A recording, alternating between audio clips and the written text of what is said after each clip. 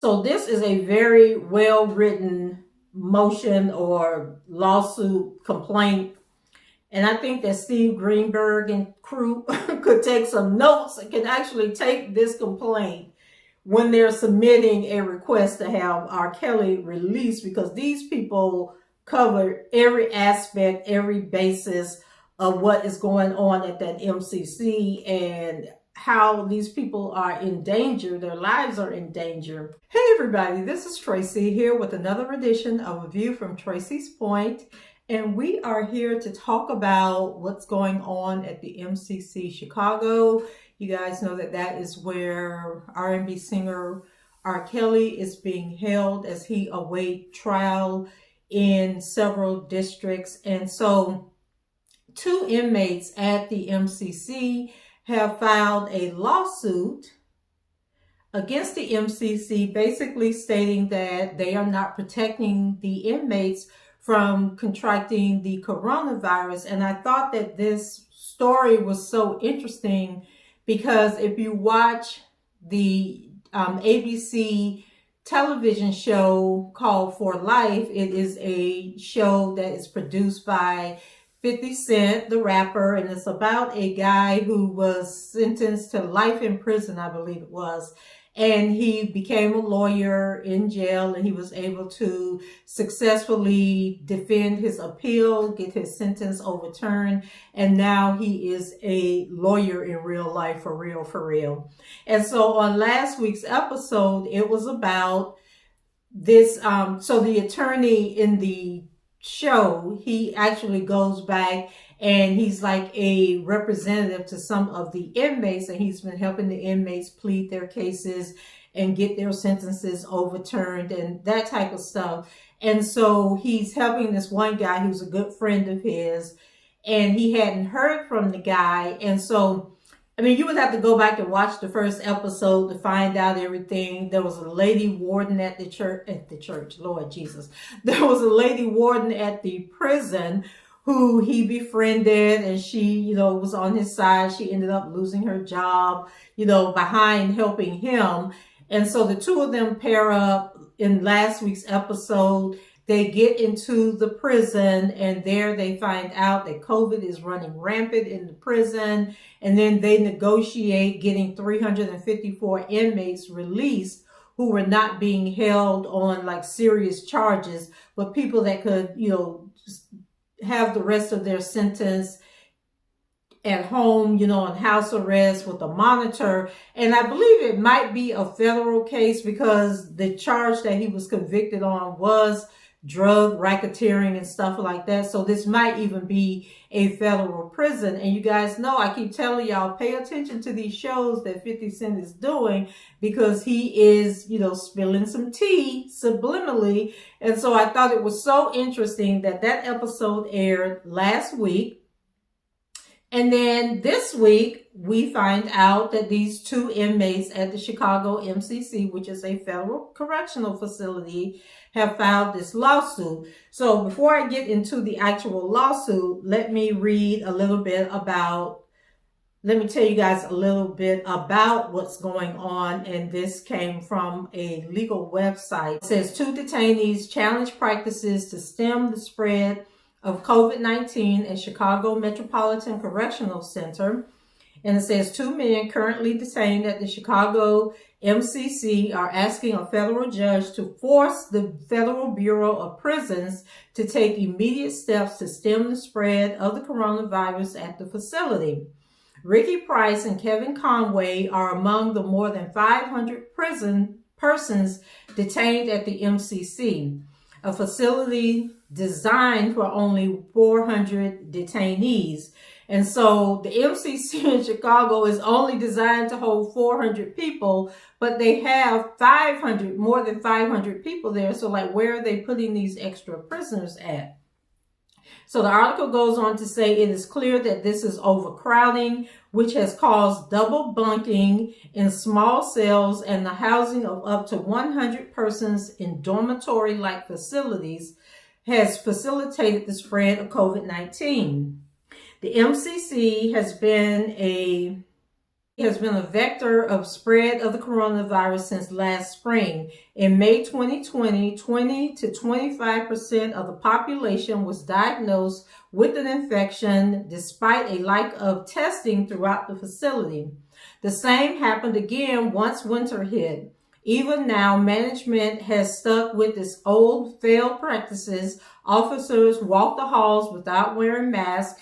Basic needs such as soap and hand sanitizer are not widely available, and showers and other commonly used objects like phones are not cleaned and sanitized regularly. It is hard to define what MCC officials are doing as a strategy for confronting COVID, said Camille Bennett, director of the Prison Reform Project at the ACLU of Illinois. They failed in the spring and they have not learned a single lesson. There must be a specific science-based plan to protect those detained at the MCC. Residents, including the two men bringing the lawsuit, report being terrified and depressed. They have good reason. The BOP COVID-19 page recently reported 307 cases of COVID-19 have been reported in the MCC since the start of the pandemic. Reportedly, some staff and a few residents were recently offered vaccinations, but most remain unprotected and unsafe. Given the reality that many of the residents at MCC have pre-existing conditions that make them susceptible to serious illness or death if they contract the coronavirus, is urgent to make changes to the MCC practices. After months of inaction, it is clear that the court must order substantial changes at MCC or people will die, Bennett went on to state. So the two plaintiffs are asking the court to order development of a vaccination plan at the MCC, which results in all MCC residents and staff being vaccinated as soon as possible, along with vaccine education, adoption of an aggressive testing regime in the facility so that staff and all new and existing residents are tested on a regular basis, properly implemented isolation of COVID positive residents, effective sanitation, universal masking inside the facility, and measures to relieve the depression of residents who have spent months under lockdown.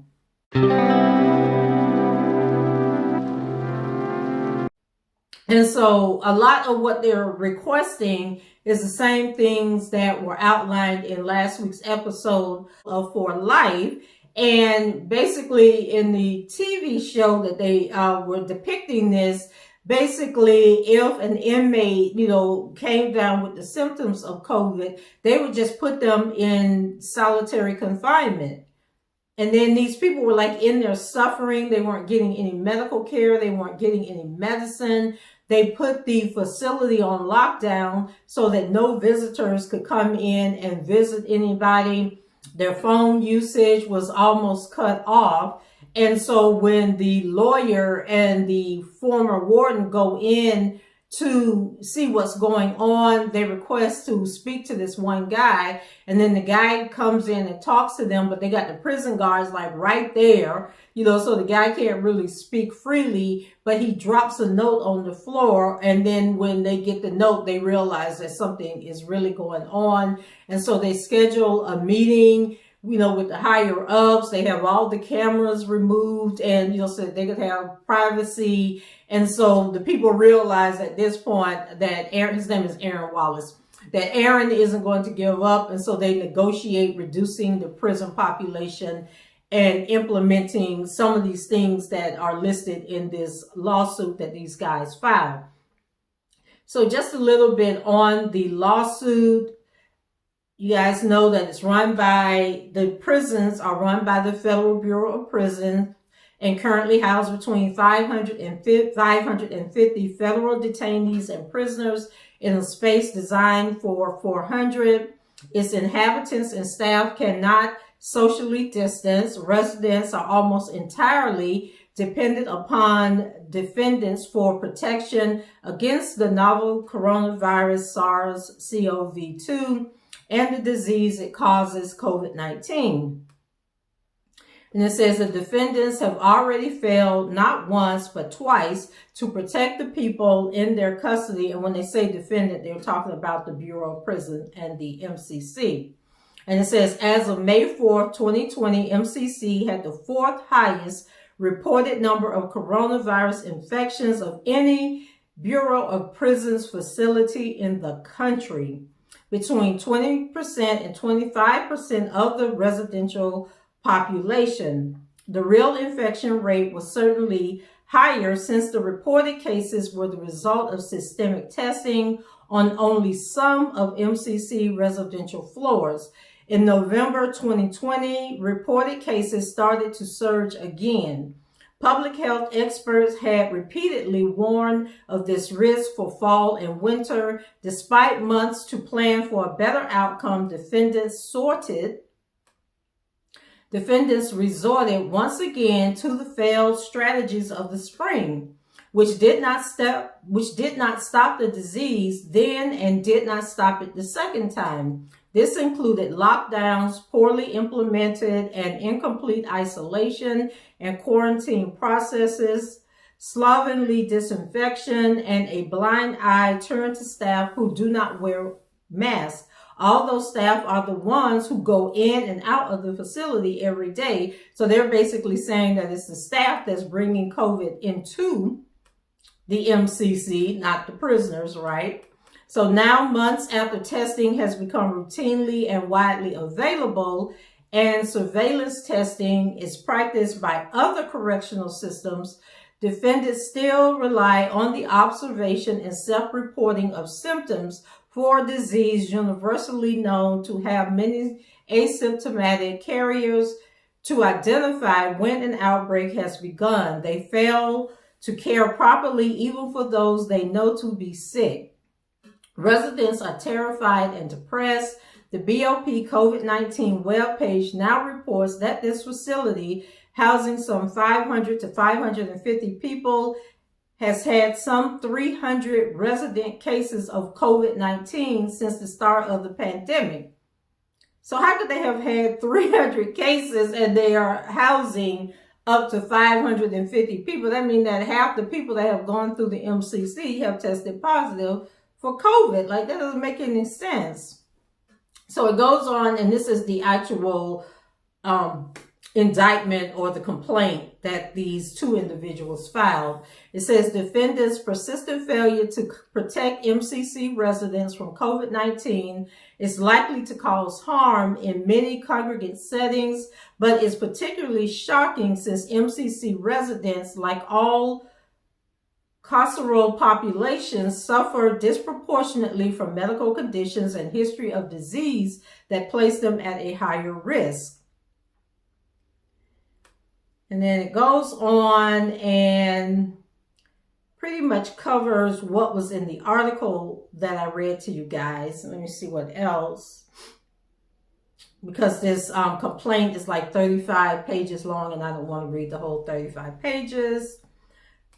Let's see, number 5 says defendants must have an effective plan to educate and encourage the people in its custody, as well as the staff, to accept vaccination. But even with the vaccination, it will be at least months and maybe longer before a facility like MCC can safely abandon the critically important preventive measures against COVID-19 at which defendants have so far failed.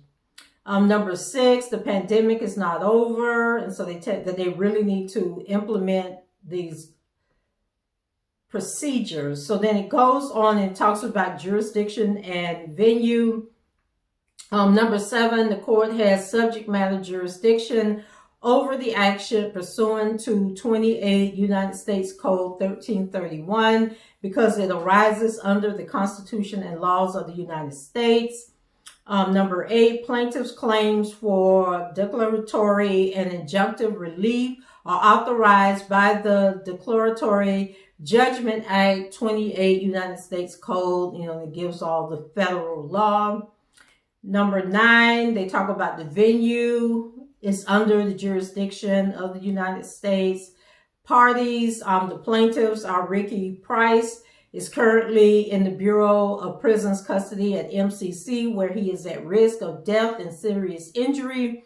If exposed to COVID-19, he is being held in pretrial custody and is presumed innocent. Like other pretrial detainees at MCC, Mr. Price shares a cell with another detainee on one of MCC's cell floors. Approximately 90% of MCC's population are pretrial detainees like Mr. Price, and we know that R. Kelly is also a pretrial detainee who has been denied release on numerous times. I think they're up to about 6 or 7 denials of letting him go home, and he has been diagnosed with diabetes. Since going into the MCC, there's been issues like with medication he's supposed to be taking, so he is definitely at a high risk.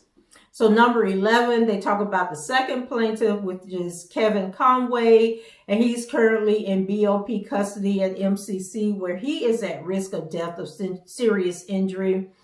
He is being held post-conviction. Until the past week, Mr. Conway was continuously being housed in dormitory housing on one of MCC's dormitory floors. Approximately 10% of MCC's population are post-conviction residents like Mr. Conway. So number 12. The Federal Bureau of Prisons was established in 1930, and then they give the history of the prison. 13, they talk about the director of the prison. 14, defendant Russell Heisner is MCC's warden. And I didn't talk about this with you guys, but somebody kept filing lawsuits against this guy on R. Kelly's behalf. This happened a couple of months ago, and the case was so bizarre that the judge had just gotten to the point, who was getting the cases, she just got to the point where she just denied whatever it was that they were requesting.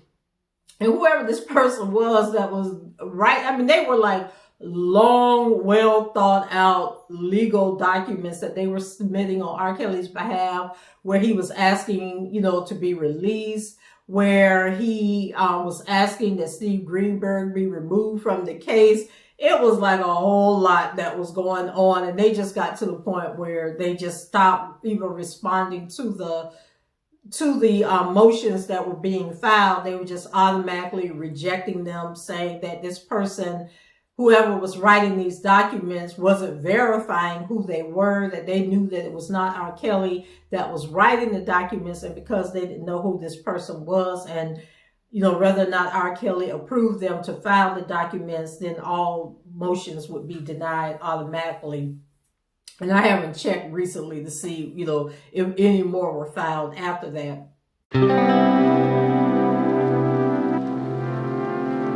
So then it goes on and just basically talking about him and saying that, he's in charge of the MCC and is responsible for the welfare of the inmates. Then they talk about Zeta Nadifi, who is the health administrator at the MCC, and Nadifi is responsible for formulating and implementing administrative policies and programs essential to medical and dental operations at the MCC. And then they go on to talk about the facts of their case and basically, talking about COVID, how many people have been affected by COVID in the United States, information on the Center for Diseases. And so let's see, that's the leading cause of death. Number 18, they say it's fully evident the arrival of COVID-19 vaccines does not mean that the pandemic is over or will be over within a few weeks or a few months, and the pace of vaccine distribution in the U.S. has already fallen behind schedule. As of January 7, 2021, the CDC reported that the total number of people initiating vaccination, which is the first dose received, stood a little under 5.9 million, far short of the 21 million doses that had been distributed. And as of January 28th, it's reported that only 4.2 million people have received the full second dose.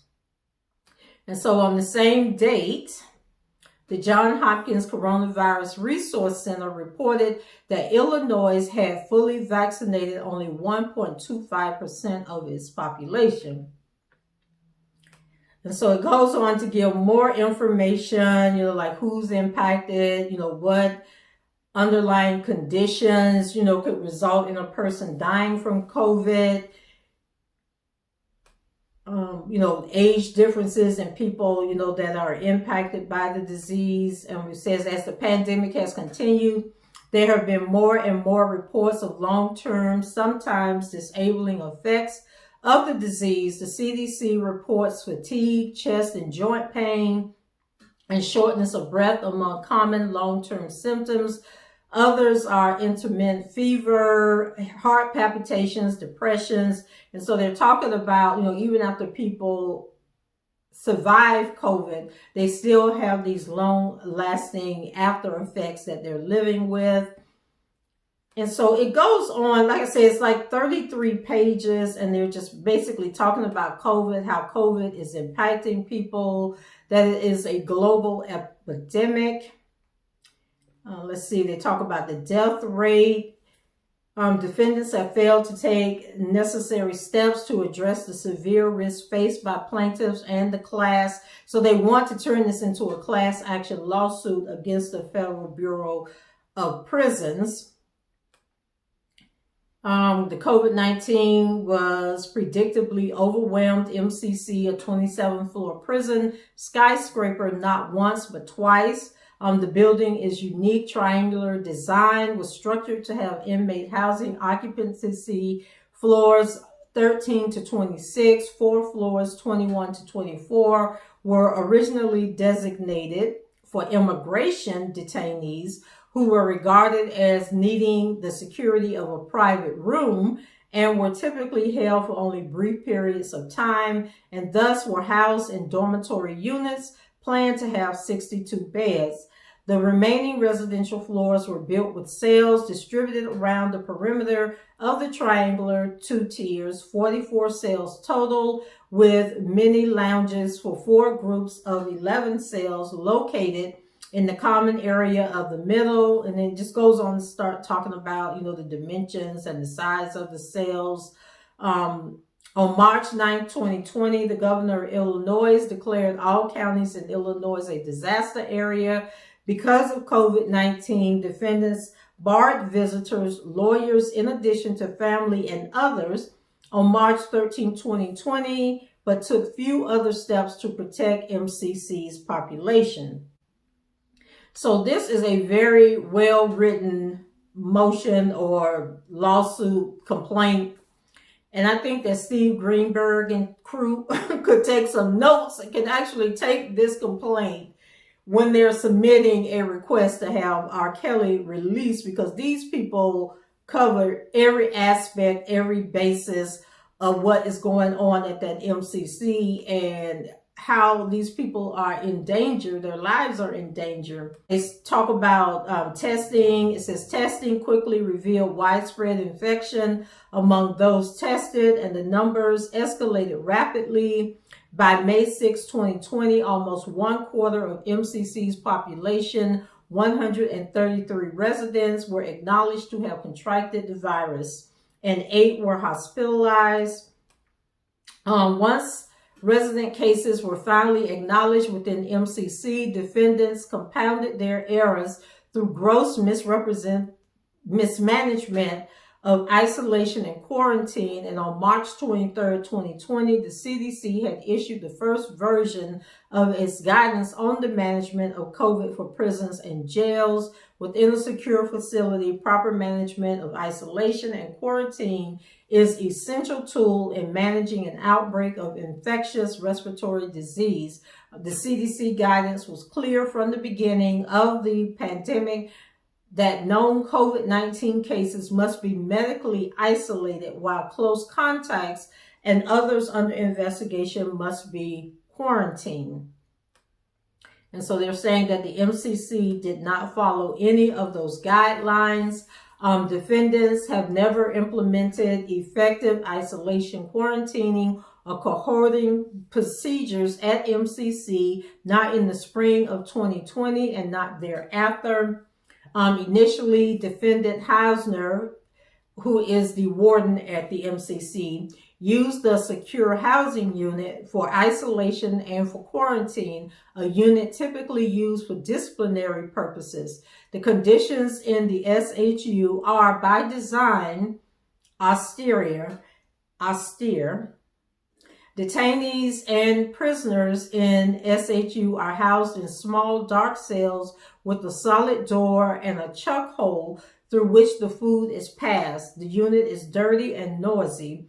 Defendant Hausner did not change the conditions of the SHU when converting it to the isolation quarantine unit for people with known suspected SARS-CoV-2 infection, which is the coronavirus. They incentivized residents to hide their symptoms, a problem obvious to correctional managers and one that BOP, when it issued its own COVID-19 guidance, frankly acknowledged. MCC took this approach despite the recognition that security isolation should not be used to abate coronavirus transmissions, since MCC, in accordance with BOP policy and practice, relied on symptoms self-reporting by residents to determine when an outbreak was occurring. Defendants' misuse of security, isolation, disabled COVID-19 detention, and mitigation in the facility from the start. And so it talks about the number of cases. The spring outbreak was worse in dormitory floors. On the cell floors not being used for isolation quarantine despite having testing available. The defendants continue to rely on symptom self-reporting. So basically, if you were somebody who didn't have any symptoms, you could have been a carrier, passing it on to the other inmates. And so that's how it just continued to perpetuate throughout the jail. And so if somebody didn't report their symptoms and what was happening on the TV show for life, if they didn't want to go into isolation because they put them into the solitary confinement cells, so people weren't sharing when they were having symptoms, like if they had a cough or they felt like they had a fever, they weren't reporting it because they didn't want to go into isolation where they thought, they would just be left for dead or wouldn't be treated and they would die alone, so they just wouldn't say anything.